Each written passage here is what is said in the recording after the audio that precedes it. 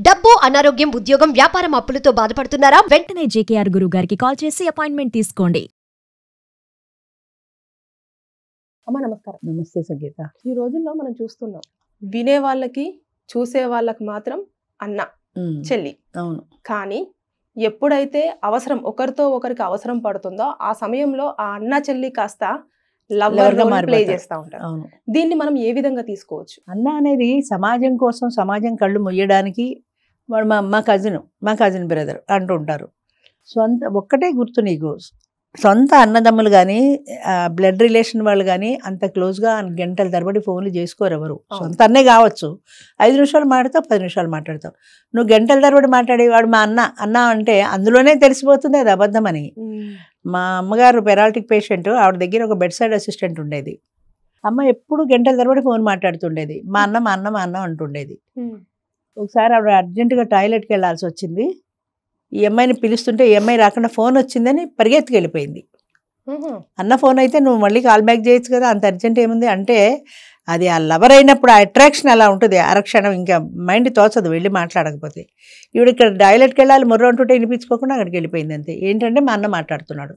మీ అన్న తర్వాత ఫోన్ చేసుకోలేవా, నువ్వు కాల్ బ్యాక్ చేయలేవా, ఏమంత అర్జెంటు, డ్యూటీ మానేసి. అంటే ఆ అట్రాక్షన్ ఎలా ఉంటుందంటే, పేరుకి పైన ఎవరి కోసం చెప్తున్నారు అన్న అనంటే సమాజాన్ని మోసం చేయడానికి. అన్న అని చెప్తే సమాజం ఏమనుకోదు అని అనుకుంటున్నారు. సమాజం ఎంత వెర్రి కాదు. ఎవరన్నో, ఎవరు తమ్ముడో, ఎవరు లవరో ఈజీగా కనబెడతారు. ఇప్పుడు బయట ఎక్కడ అనుకోకుండా ఎవరైనా వేరే మగాడితో కనిపించింది అనుకో, మా కజిన్ అండి అంటారు చటిక్కి. ఇప్పుడు మా కజిన్ బ్రదరేనండి అంటారు. అంటే ఒక బ్రదర్ అనేవాడికి తప్పుగా అనుకోదు సొసైటీ అని, తప్పుగా భావించదు. కానీ నువ్వు తప్పు పని చేస్తూ సొసైటీ కళ్ళు ముయ్యాలని ఎందుకు అనుకుంటావు? నువ్వు ధైర్యంగా ఎందుకు చెప్పట్లా నా ఫ్రెండ్ అని, నా కజిన్ అండి, నా బంధువు అండి, నా దూర బంధువు అండి. సొంత అన్న అని చెప్పింది అనుకున్నాడు, మీ ఇంటికి నాడు, లేకపోతే మేము నీ అన్నదమ్ములు లేరని చెప్పావు కదా, ఇప్పుడు అన్న ఎక్కడి నుంచి వచ్చాడు అని అడుగుతారు. కాబట్టి మా కజిన్, మా పెదనాన్నగారు అబ్బాయి, మా చిన్నాన్నగారు అబ్బాయి అని చెప్పేచ్చు కదా. నీ దృష్టిలో కజిన్ అంటే అత్త కొడుకు అయ్యి ఉండొచ్చు, కానీ ఇక్కడ కజిన్ అంటే మాత్రం గబుక్కని పెదనాన్నగారు అబ్బాయి, చిన్నాన్నగారు అబ్బాయి అనుకుంటారు. తప్పు పట్టరు. వాడితో సినిమాకి వెళ్ళినా సరే మా కజిన్తో సినిమాకి వచ్చానంటే తప్పు పట్టరు. ఒకప్పుడు భావన అది. ఇప్పుడైతే ఈజీగా అర్థమైపోతుంది, ప్రతి వాళ్ళు దాన్ని అర్థం చేసుకుంటున్నారు. కజిన్ అంటే నిజంగా కూడా చిన్నాన్నగారు అబ్బాయితో, పెదనాన్నగారు అబ్బాయితో సినిమాలకు వెళ్ళే లాంటి పరిస్థితి ఇప్పుడైతే లేదు. కాకపోతే వాడికి ఆ పేరు పెట్టుకుంటున్నారు మీరు. అంటే మిమ్మల్ని మీరు కాపాడుకోవడానికి ఒక అబద్ధం ఆడుతున్నారు. ఎందుకు మోసం చేయాలి సమాజాన్ని?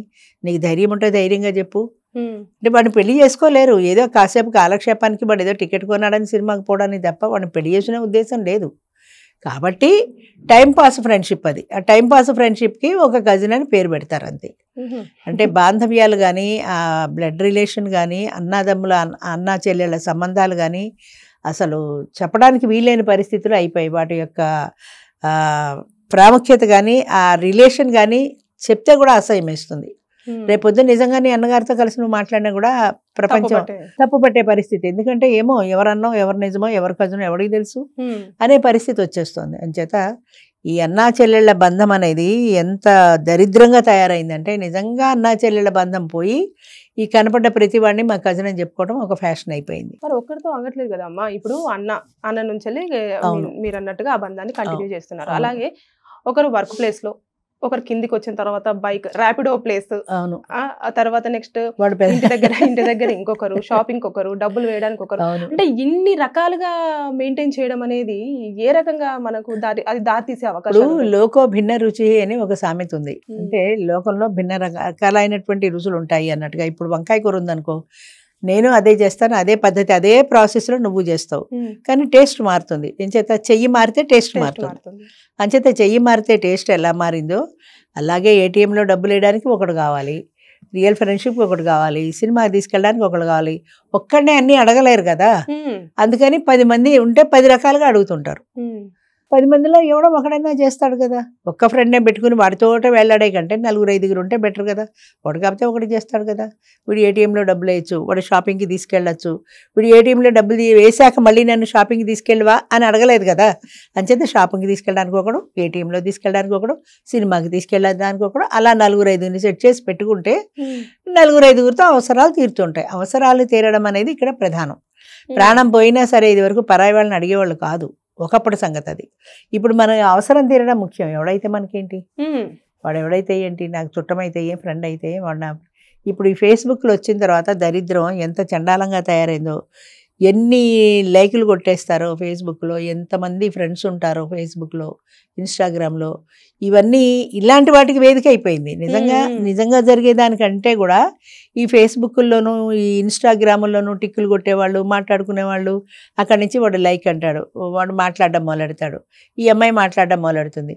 ఫోటోలు చూసి పడతారు కానీ దరిద్రం ఫోటోలు వాళ్ళు ఎవరు పెట్టరు, వాళ్ళ ఫోటోలు ఎవరు పెట్టరు. అదేదో కథలో చెప్పినట్టు అందమైన ఫోటోయే పెడతారు. ఆ ఫోటో చూసి వీడు పడిపోతాడు, వీడు మాట్లాడుతుంటాడు, అంతే. కొన్నాళ్ళ తర్వాత వాడితో ఏమన్నా ఉపయోగం ఉంటే చూసుకుంటారు, వాడితో ఉపయోగం లేదంటే నెమ్మదిగా వదిలేస్తారు, అంతే. అంటే ఇది ఒక కమర్షియల్ బిజినెస్ అయిపోయింది తప్ప నిజంగా మానసికమైన బంధం, అనుబంధం ఇలాంటివి ఏమీ లేవు. ఎంతసేపు నా అవసరం తీరిందా లేదా, నీకు అది అంత అవసరమా, ఈవేళ ఓ డ్రెస్ కొనుక్కోకపోతే ప్రాణం పోతుందా అంటే, నేను డ్రెస్ కావాలనుకున్నా అంతే, నా కోరిక తీరాలి. నా కోరిక తీరాలంటే ఎవడో బకరా దొరకాలి, ఎవడో బకరా దొరకాలి. కాబట్టి ఫేస్బుక్లో ఫ్రెండో, బయట ఫ్రెండో, ఇన్స్టాగ్రామ్లో ఫ్రెండో ఎవరినో పట్టుకుంటారు, బజార్ తీసుకెళ్తారు. ఈమె టైం పాస్ గానే చేసినప్పటికీ కూడా ఆపోజిట్ పర్సన్ కొంచెం ఎమోషనల్ అయితే ప్రాబ్లం అవుతుంది కదా, అనుభవించాల్సింది. వాడు కనెక్ట్ అయితే ఆవిడకి ఎందుకు, వాడు చచ్చిపోతే వాడికి ఎందుకు. వాడు ఎవడో నిన్న ఫోన్ చేశాడు, మీరు కౌన్సిలింగ్ చేస్తారా, సుమన్ టీవీలో చూశాను ఒక అమ్మాయి నన్ను మోసం చేసిందని. బాబు నేను సుమన్ టీవీకే చెప్తాను కానీ కౌన్సిలింగ్లు గట్రా నేనేం చేయను అని చెప్పాను. ఎందుకంటే వాడు ఏదో అమ్మాయి మోసం చేసిందని ఎమోషనల్ అయిపోయి వీడు బాధపడుతున్నాడు, మనకు అర్థమవుతోంది. కానీ ఆ అమ్మాయి అవసరం తీర్చుకుంది వీడితో, వాడు పొమ్మంది, వీడు చాలా అటాచ్ అయిపోయాడు కాబట్టి అమ్మాయికి బాధపడుతున్నాడు. అంచేత ఇలాంటి ప్రేమలు అవి సినిమాల్లో చూడడానికే బాగుంటాయి కానీ రియల్ లైఫ్లో ఎంత మాత్రమూ పనికిరావు. ఫేస్బుక్లో, ట్విట్టర్లలో చూసి ఎమోషనల్ అయిపోయి వాడెవడో చెప్తాడు చూడు సినిమాలో, రక్తాక్షరాలు రాశానంటాడు, అది టమాటా ఆ సాసు రక్తాక్షరాలు కాదంటాడు చిరంజీవి. అలాగా ఆ రక్తాక్షరాలతో ప్రేమలేఖలు రాసేసి ఇవన్నీ ఎందుకు వచ్చింది చెప్పు. రియల్ లైఫ్లో బ్రతకండి. ఊహాజనితమైన ప్రపంచంలో బ్రతికినంతకాలము ఊహల్లో చాలా బాగుంటుంది ఊహించుకోవడానికి. కానీ ప్రాక్టికల్ లైఫ్, రియల్ లైఫ్కి వచ్చేటప్పటికి పోరాటాలు, కష్టాలు, కన్నీళ్లు ఇవన్నీ కూడా ఉంటాయి. జీవితం అంటే ఒక్క సినిమాల్లో చూపించినట్టు, రీల్స్లో చూపించినట్టు, గాల్లో ఎగరేసి ఎత్తు తిప్పేసినట్టు కాదు. రియల్ లైఫ్లో చాలా తేడా ఉంటుంది. అంచేత మనం కళ్ళు మూసుకొని ప్రపంచంలో, కలల ప్రపంచంలో కాకుండా రియల్ లైఫ్కి వచ్చినప్పుడు ఆ రియల్ లైఫ్లో ఉండే కష్టాలు, కన్నీళ్లు, సుఖాలు, దుఃఖాలు అన్నీ పంచుకోవడానికి మనం రెడీగా ఉండాలి. అంతే తప్ప సుఖాలు తప్పనే దుఃఖాలు పంచుకోను, కష్టాలు కన్నీళ్లు నాకు వద్దు అంటే మన చేతిలో లేదు. అది వద్దు అని చెప్పేసి రిలేషన్షిప్స్ మార్చేస్తారు అంతే. ఇమీడియట్ గా ఇంకొకటి చూసేసుకుంటారు, అంతే అంతే వదిలేస్తారు అంతే. అంతే పైసలు ఉన్ననాళ్లే, పైసా అమ్మే పరమాత్మ అని, పైసలు ఉన్ననాళ్లే ఫ్రెండ్షిప్. అది పోతే ఇక వాడితో ఎలాంటి సంబంధం లేదు. ఏవి అసలు ఏ ప్రైజు నాకు అక్కర్లేదు అని చెప్పి ఫ్రెండ్షిప్ చేసిన అమ్మాయిని ఒక్కరిని చూపించి చూద్దాం. వాడు ఏ గిఫ్ట్ ఇచ్చినా సరే నాకు గిఫ్ట్లతో పని లేదు, నీ స్నేహం చాలు అన్న ఆడది ఎక్కడైనా ఉంటుందా? ఉండదు. ఎందుకంటే వాడి మీద కంటే వాడు ఇచ్చే గిఫ్ట్ల మీద ప్రేమ ఉంటుంది. మాట్లాడితే కరుగ్గా ఉంటాయి, కొన్ని నిజాలు చాలా కరుగ్గా ఉంటాయి, కానీ ప్రాక్టికల్గా జరుగుతున్నది అదే. ఎందుకు వాడి నుంచి నువ్వు గిఫ్ట్ తీసుకోవాలి? అన్నయ్య అని చెప్తుంది కదా. అవును, అన్నయ్య అయితే గిఫ్ట్ తీసుకోవాలని ఉందా? అన్న చెల్లెళ్ళు అయితే ఎందుకు అనవసరంగా నువ్వు డబ్బులు ఖర్చు పెడతావు నా కోసం, నీకేం ఉద్యోగం లేదు, నువ్వే చదువుకుంటావు, నీ వాళ్ళు ఇచ్చే పాకెట్ మనీలో మళ్ళీ నాకెందుకు ఖర్చు పెడతావు? చెల్లి అని ప్రేమగా పిలిచాలు అని అనుకుంటే సరిపోదా? వాడు గిఫ్ట్లు ఇవ్వాలి. వాడు గిఫ్ట్లు ఎందుకు ఇవ్వాలి అంటే ఈ అమ్మాయిని ఇంప్రెస్ చేయాలి కాబట్టి వాడు ఇవ్వాలి. వాడు ఇస్తేనే ఇంప్రెస్ అవుతుంది, లేకపోతే అక్కడ కంపారిజన్ ఉంటుంది. గోపాల్ అయితే నాకు ఆ గిఫ్ట్ ఇస్తాడు, మనోహర్ అయితే ఈ గిఫ్ట్ ఇస్తాడు, ఎప్పుడు అయ్యో నేను ఇవ్వటం లేదా అని వీడిపడిపోతాడు. అంచేత అది కమర్షియల్గా చేయకూడదమ్మా. ఏదైనా సరే వ్యాపారం కాదు. పెళ్ళి కానీ ప్రేమ కానీ వ్యాపారం కాదు. అది ఒక అనుబంధం, అది ఒక ఎమోషనల్ రిలేషన్ అనేది గుర్తుపెట్టుకుంటే ఇలాంటి పనులు చెయ్యరు. ఇలా చేయకుండా పెళ్ళిళ్ళు చేసుకునే వాళ్ళు కూడా చాలా మంది ఉన్నారు. కాకపోతే ఈ మధ్య ఇవి ఎక్కువ అవుతున్నాయి. నిన్న మొన్న పేపర్లో చూశాను, 10th క్లాస్ అమ్మాయి, ఆఫ్టర్ ఆల్ 10th క్లాస్ అమ్మాయి ఎవరితోటో స్నేహం చేస్తుంటే వాళ్ళమ్మ చూసి కోప్పడింది. వాళ్ళమ్మ కోప్పడిందని వాడికి ఒక లెటర్ పెట్టింది, మా అమ్మని చంపేద్దాము, మా అమ్మ నన్ను అదేంటి వద్దంటోంది, నీ స్నేహం, నేను పెళ్లి చేసుకుంటాను, మా అమ్మని చంపేసేయని. వాడికి 19 ఏళ్ళు. ఈ అమ్మాయి 10th అంటే 14, 15 అంతే కదా. వాడి ఫ్రెండ్ ఎవరినో వేసుకొని వచ్చాడు, వాళ్ళిద్దరు కలిసి చున్నీ పెట్టి బిగించి వాళ్ళమ్మని చంపేశారు. ఎక్కడో 2-3 రోజుల కింద పేపర్లో పడింది, జీడిమెట్లే అనుకుంటా.